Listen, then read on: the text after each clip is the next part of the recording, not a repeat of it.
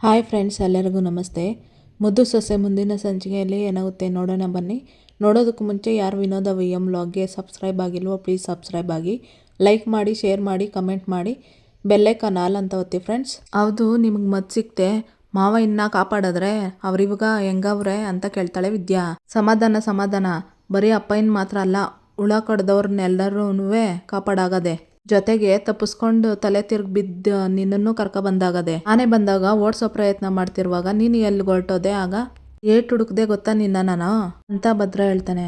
ನೀವು ಓಡು ಅಂತಂದ್ರಲ್ಲ, ಅದಕ್ಕೆ ಓಡೋದೆ, ಹಿಂದೆ ತಿರುಗ್ದಿರಾ. ಹೊಸಿ ದೂರ ಓಡೋಗ್ ನೋಡಿದ್ರೆ ನೀವಿಲ್ವೇ ಇಲ್ಲ. ಟೈಮ್ ಬೇರೆ ಶಾನೆ ಆಗ್ತಾ ಇತ್ತು, ಅದಕ್ಕೆ ನಾನು ಅಲ್ಲೇ ತಡ್ಕಾಡ್ದೆ. ಅಲ್ಲಿ ಒಂದು ಕಡೆ ಅಂತಿರ್ತಾಳೆ ವಿದ್ಯಾ, ಹೇಳ್ತಿರ್ತಾಳೆ, ತಲೆ ಸುತ್ತ ಬಂದು ಬಿದ್ದೆ, ಇದೇ ತಾನೇ ನಿನ್ನ ಕತೆ ಅಂತಾನೆ ಭದ್ರ. ಇಲ್ಲ, ಔಷಧಿ ತಡ್ಕೊಂಡು ನಾನು ಬರ್ತಿದ್ದೆ ಅಂತ ಹೇಳ್ತಿರ್ತಾಳೆ ವಿದ್ಯಾ. ಹೆಂಗೋ ಬರೋದಾರಿಲ್ಲಿ ನನ್ನ ಕಣ್ಣಿಗೆ ಬಿದ್ದಿದ್ದಕ್ಕೆ ಸರಿ ಹೋಯ್ತು, ಇಲ್ಲ ಅಂದಿದ್ರೆ ಏನಾಯ್ತಿತ್ತು ಹೇಳು ಅಂತ ಭದ್ರ ಹೇಳ್ತಾನೆ. ಅಯ್ಯೋ ಇಲ್ಲ, ನಾನು ಹೊಸಿ ಹೇಳೋದನ್ನ ಕೇಳಿ ಅಂತ ಹೇಳ್ತಿರ್ತಾಳೆ ವಿದ್ಯಾ. ಏನಿದ್ರು ನಾವು ಹೇಳೋದನ್ನ ಕೇಳೀಗ. ನೋಡು, ಹುಮ್ಮಸ್ಸು ಯಾವ್ದ್ರಲ್ಲಿರ್ಬೇಕೋ ಅದ್ರಲ್ಲಿದ್ರೇನೆ ಚಂದ. ಅದರಲ್ಲೂ ಇಂಥ ಪರಿಸ್ಥಿತಿಯಲ್ಲಿ ಇಂಥ ವಿಚಾರಕ್ಕೆ ಹೋಗೋದು ಬೇಕಿತ್ತೆ ನಿನಗೆ?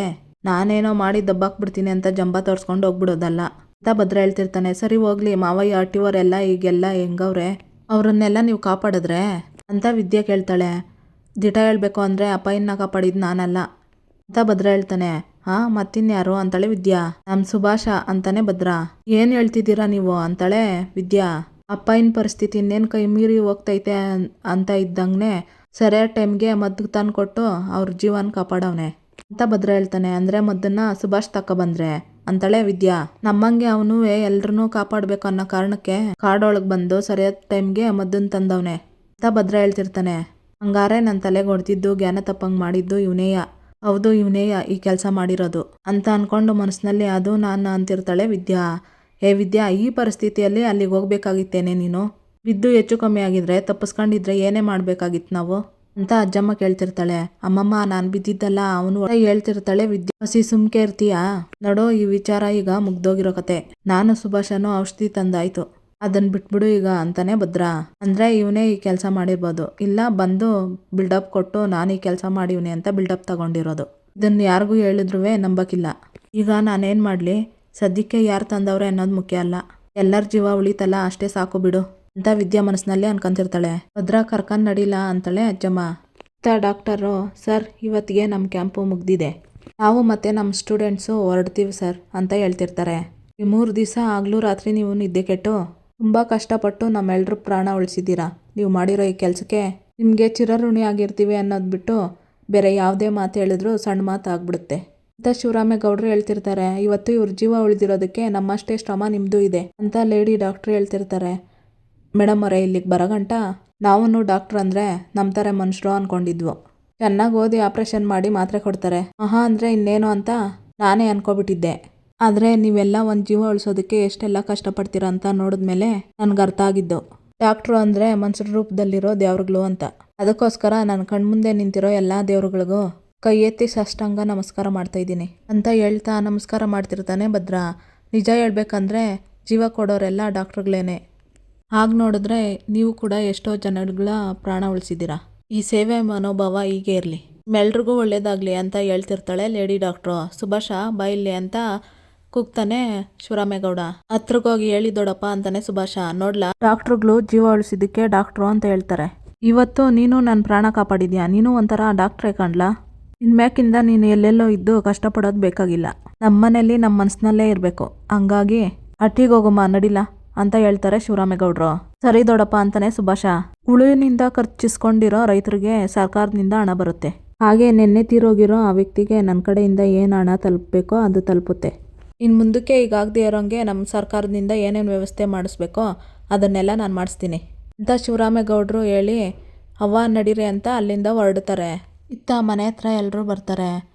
ಚಂಪಿ, ಒಳಗೋಗಿ ಆರತಿ ತಟ್ಟೆ ತಗೋಬಾ, ಕೆಂಪು ನೀರು ಮಾಡಿ, ನನ್ನ ಮಗನಿಗೆ ಆರತಿ ಮಾಡಿ ಒಳಗೆ ಕರ್ಕೊಂಡೋಗೋಣ ಅಂತಾಳೆ ಅಜ್ಜಮ್ಮ. ಅದೆಲ್ಲ ಯಾಕವ್ವ ಅಂತಾನೆ ಶಿವರಾಮೇಗೌಡ. ಶಿವರಾಮ, ಅದೆಲ್ಲ ನಿನಗೆ ತಿಳಿಯೋಕ್ಕಿಲ್ಲ, ಸುಮ್ಕಿರು. ನೀವೆಲ್ಲರೂ ಪುನರ್ಜನ್ಮ ಪಡ್ಕೊಂಡು ಬಂದಿದ್ದೀರಾ ಅಂದ್ಮೇಕೆ ಆರತಿ ಮಾಡದೆ ಒಳಗೆ ಕರ್ಕೊಂಡೋಗಕ್ಕೆ ಆಗ್ತದೆ? ಇದೆಲ್ಲ ಸಂಪ್ರದಾಯ ಕಣಂತೆ. ಅದು ಸರಿ, ಗೋವಿಂದ ಎಲ್ಲಿ ಅಂತ ಕೇಳ್ತಾಳೆ ಅಜ್ಜಮ್ಮ. ಅದು ಪಕ್ಷದ ಕೆಲಸದ ಮೇಲೆ ನಾನೇ ಬೆಂಗಳೂರಿಗೆ ಕಳಿಸಿದ್ದೀನಿ ಕಣವ್ವ ಅಂತ ಶಿವರಾಮೇಗೌಡರು ಹೇಳ್ತಾರೆ. ಅಷ್ಟರಲ್ಲಿ ಫೋನ್ ಮಾಡಿರ್ತಾನೆ ಗೋವಿಂದೇಗೌಡ. ರೀ ಗೋವಿಂದು ಫೋನ್ ಮಾಡ್ತಾ ಇದ್ದಾರೆ ಅಂತ ಅಂದ್ಬಿಟ್ಟು ಮೋಹನ ಹೇಳ್ತಾಳೆ. ಫೋನ್ ಆನ್ ಮಾಡಿ ಸ್ಪೀಕರ್ಗೆ ಹಾಕು ಅಂತಾನೆ ಶಿವರಾಮೇಗೌಡ. ಹೇಳು ಗೋವಿಂದ ಅಂತಾರೆ ಶಿವರಾಮೇಗೌಡರು. ಅಣ್ಣ ನಿನ್ಗೆ ಹಂಗಾದಾಗಿನಿಂದ ವಿಷಯ ಗೊತ್ತಾಗ್ದಾಗಿನಿಂದ ನನ್ನ ಕೈ ಕಾಲೇ ಆಡ್ದಂಗೆ ಆಗೋಯ್ತು ಕಣಣ್ಣ. ಈಗ ಹೆಂಗಿದ್ಯಣ್ಣ, ಹುಷಾರಾಗಿದ್ದೀಯ ತಾನೆ ಅಂತ ಗೋವಿಂದೇಗೌಡರು ಕೇಳ್ತಾರೆ. ನನಗೇನೂ ಆಗಿಲ್ಲ, ನಾವೆಲ್ಲರೂ ಹುಷಾರಾಗಿ ಮನೆಗೆ ಬಂದಿದ್ದೀವಿ ಕಣಂತೆ. ನೀನು ಬೇಗ ಕೆಲಸ ಮುಗಿಸ್ಕೊಂಡು ಮನೆಗೆ ಬಂದುಬಿಡ್ಲಾ ಅಂತ ಶಿವರಾಮೇಗೌಡರು ಹೇಳ್ತಾರೆ. ಅಬ್ಬಾ ಈಗ ನನ್ನ ಮನಸ್ಸಿಗೆ ಸಮಾಧಾನ ಆಯಿತು ಕಣಣ್ಣ ಅಂತ ಗೋವಿಂದೇಗೌಡರು ಹೇಳ್ತಾರೆ.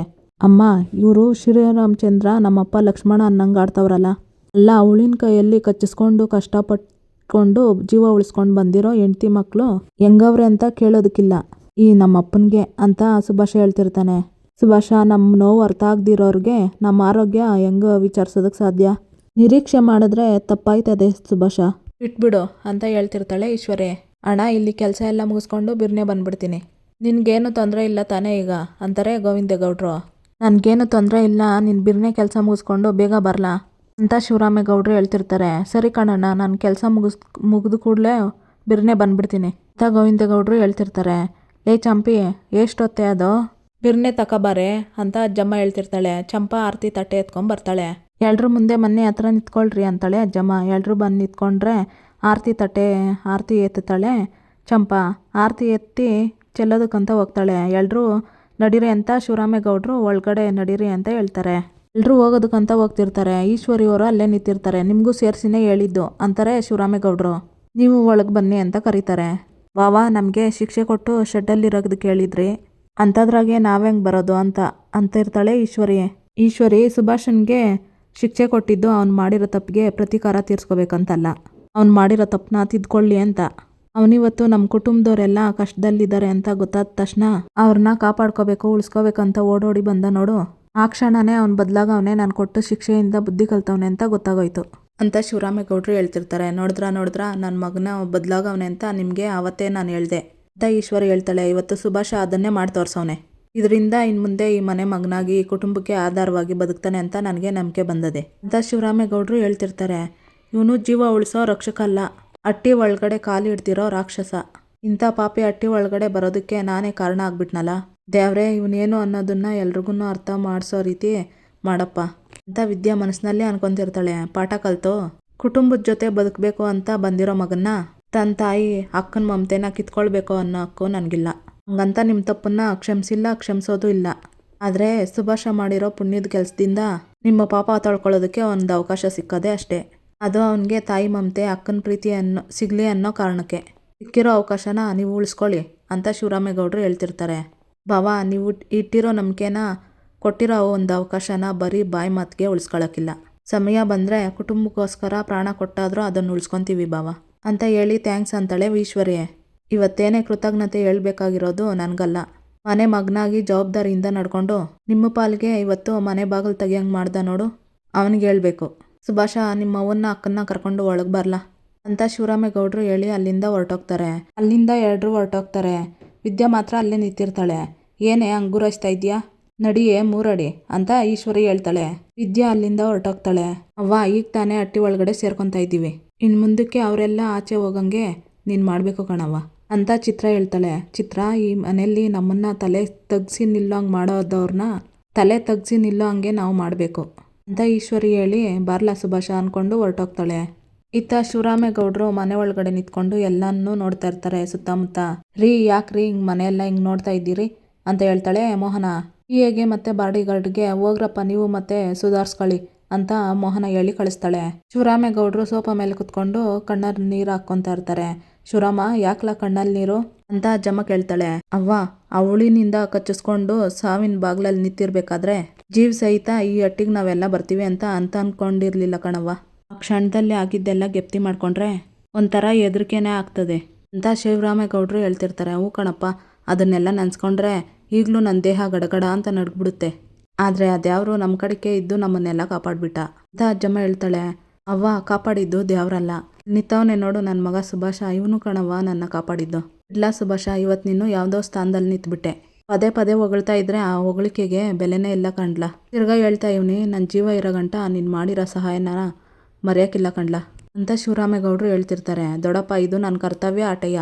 ಜನ್ಮ ಕೊಟ್ಟವ್ರು ನನ್ನ ಅಪ್ಪ ಅಮ್ಮ ಆದ್ರೂ ನನಗೆ ಬೆಲೆ ನೆಲೆ ಕೊಟ್ಟು ದ್ಯಾವ್ರು ನೀವು. ಇಂಥ ದ್ಯಾವ್ರು ಜೀವ ಉಳಿಸೋ ಕೆಲಸ ನನ್ನ ಕೈಯಿಂದ ಆಯಿತು ಅಂದರೆ ನನಗದೇ ಸಂತೋಷ ದೊಡ್ಡಪ್ಪ ಅಂತ ಸುಭಾಷ್ ಹೇಳ್ತಾನೆ. ಇದನ್ನೇ ಕಂಡ್ಲ ನಾನು ಬಯಸಿದ್ದು.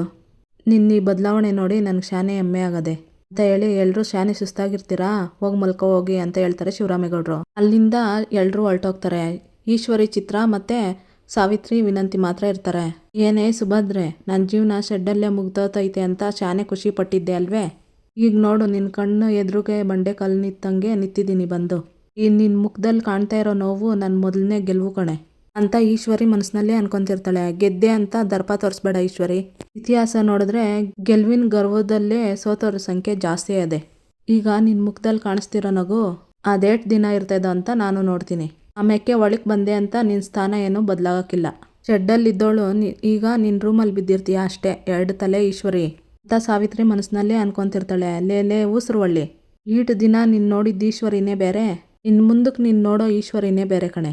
ಈಟ್ ದಿನ ಬರೀ 2 ತಲೆ ಆವು ಅಂತ ಅನ್ಕೊಂಡಿದ್ದೆ ಆಟಯ್ಯ.